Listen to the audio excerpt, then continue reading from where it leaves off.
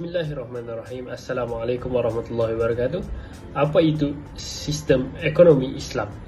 Ekonomi Islam merupakan sistem yang mengimbangi antara keperluan kebendaan ataupun fizikal dan juga keperluan rohani, berpandukan dengan Al-Quran dan juga As-Sunnah. So, dia terdapat beberapa tafsiran. So, saya bagi salah satu je kat sini, iaitu dia merupakan satu sistem integral yang sempurna yang merangkumi akidah dan juga syariah. So, ada 4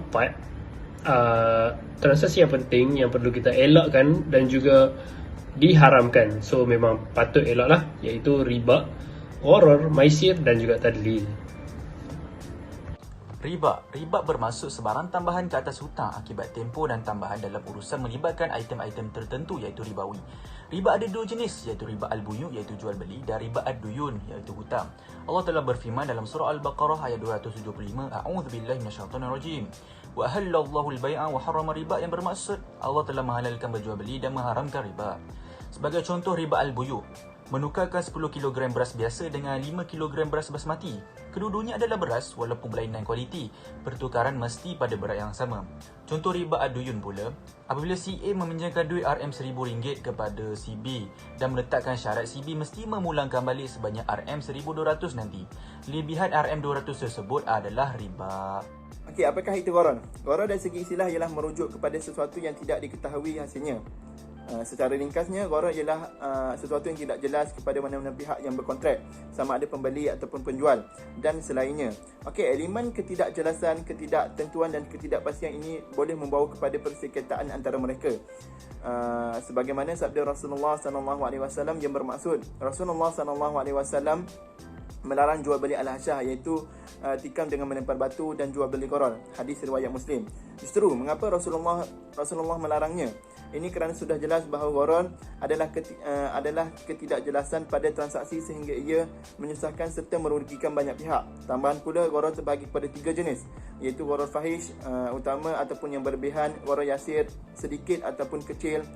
Yang ketiga, gharar pertengahan ataupun sederhana. Weh, jom main ni, kita bet RM50 seorang. Siapa menang, ambil semua. Itulah dia contoh maisir.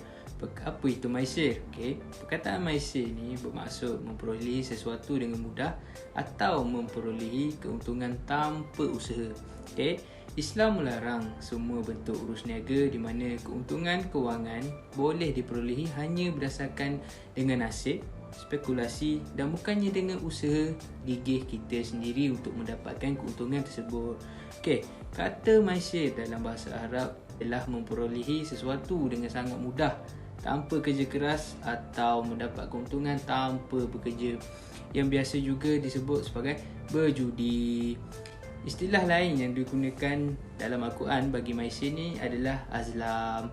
Pengharaman maisir ni boleh kita lihat dalam Al-Quran dalam surah Al-Ma'idah ayat ke-90, yang mana Allah SWT melarang umat Islam daripada terjebak dengannya. Jadi kesimpulannya, maisir adalah haram.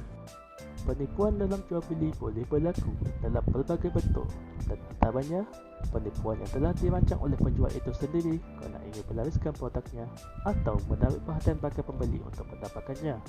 Fuqaha menyebut perbuatan menipu sebegini sebagai al-tadlis. Antara persamaan yang disifatkan pada cara penipuan tersebut adalah wujudnya unsur perancangannya daripada penjual sendiri untuk menipu pelanggan dan menciptakan persepsi bahawa barang dagangannya itu bagus, berkualiti dan sebagainya.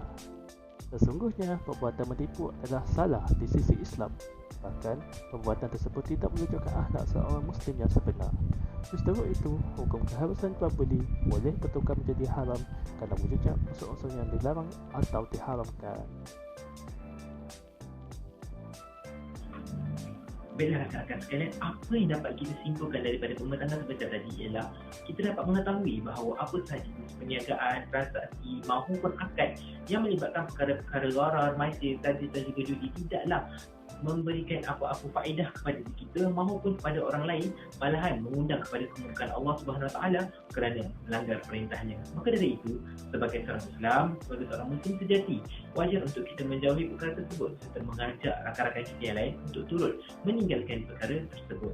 Sekiranya berkemampuan, eloklah kiranya kita mengajarkan, kita menerangkan kepada rakan-rakan kita yang bukan Islam apakah kelebihan yang terdapat dalam sistem ekonomi Islam jika hendak dibandingkan dengan ekonomi konvensional.